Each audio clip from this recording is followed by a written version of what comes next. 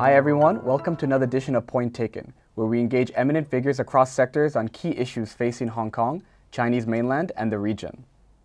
Last month, a central government high-level delegation visited the city, comprising officials overseeing Hong Kong affairs and the nation's tech and financial agencies. Their goal? To help facilitate the integration of the nation's 14th five-year plan, and how the HKSAR can better understand its role and potential under the national blueprint. They exchanged views and engaged local communities, lawmakers, the youth, and leaders across sectors in the city, with the hopes to help the city better tap into opportunities, from tech to finance to the arts. My guest today has a distinguished career from business to policy research. He is the former chairman of the Mandatory Provident Fund Schemes Authority, and currently the chairman of the Council of Education University of Hong Kong, Dr. David Wong, who will help unpack what transpired from the visit and what can be expected for Hong Kong's future. Thank you so much for joining me. It's my pleasure. Can you talk about how important this visit was for Hong Kong to better understand their role under the blueprint, and which opportunities are you most hopeful for Hong Kong and its future? I actually feel that this visit has been extremely important, and that's because Hong Kong as an economy and society is already so interrelated and interconnected with the mainland.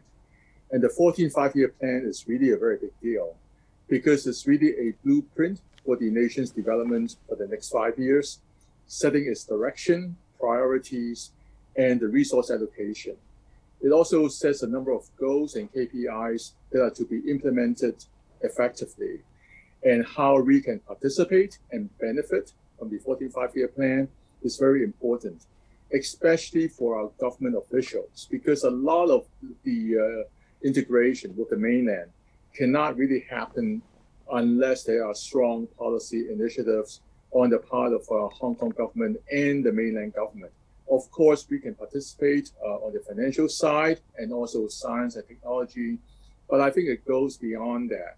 There are also a lot of room that we can develop in terms of being a center for arts and cultural exchange, as that was laid down in the 14th five-year plan as well, and also in terms of the education. Right.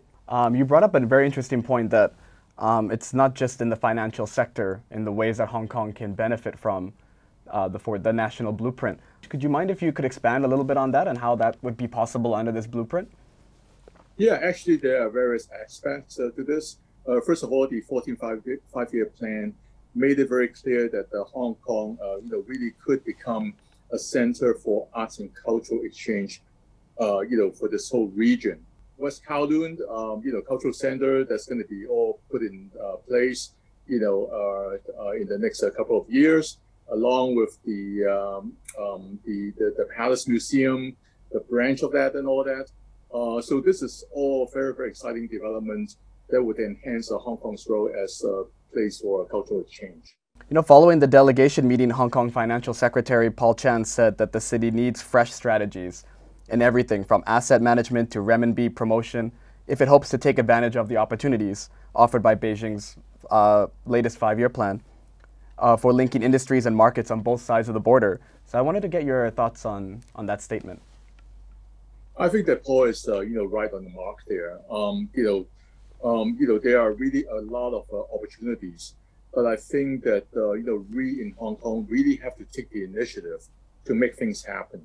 For example, the renminbi being an offshore center here in Hong Kong, the trend is very, very clear. The renminbi is going to become more and more important as a currency for settlement and also as a reserve currency. And I think that this whole risk management center is particularly important, because Hong Kong is so well placed to serve that role precisely because of the one country, two systems. Look, we have these three very important attributes in that aspect. First of all, we are already fully integrated with the world's capital markets. But secondly, under one country, two systems, we have a very natural firewall between the capital markets in Hong Kong and the mainland. But third, and this is equally important, is that our financial system is completely transparent to the regulators in Beijing as well. So they can feel very secure that, they're in good hands, when they work more with the financial system in Hong Kong. Now, no other city in this whole world, whether they're foreign like New York or London, or any other domestic Chinese city, have all these three attributes in place. And that makes Hong Kong perfectly well placed. This is really across the board, like, for example, education. It would be another very good example. Sure. We already have 5 universities in Hong Kong that are ranked among the top 100, according to this QSR ranking. So imagine that,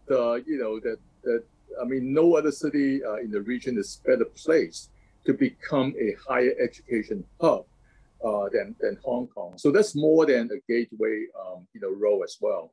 Sure. That's also really a platform that people really should come to Hong Kong and set up here as well.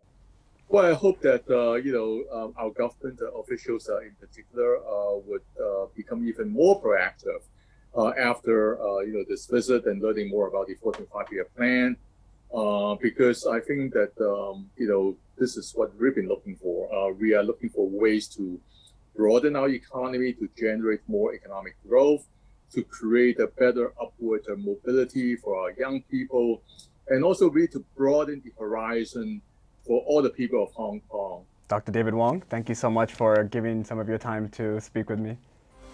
You're very welcome. Thank you for having me.